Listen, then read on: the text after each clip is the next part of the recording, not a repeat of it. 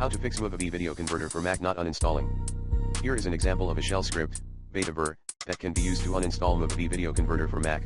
#bin/bash #stop the Movavi Video Converter process killall Movavi Video Converter #remove the Movavi Video Converter application rmrf/application/movavi.VideoConverter.app #remove the Movavi Video Converter cache files rmrf/library/caches/com.movavi.VideoConverter #remove the Movavi Video Converter preferences rmrf/library/preferences/com.movavi.VideoConverter.plist. Int, save the script with a .sh extension, and then make it executable by running the command mod +x script name.sh in terminal, replace script name with the actual name of the script file. Finally, run the script in terminal using the command /script name.sh. Again, replacing script name with the actual name of the script file. For starters, use the recommended Clean My Mac X in this video guide.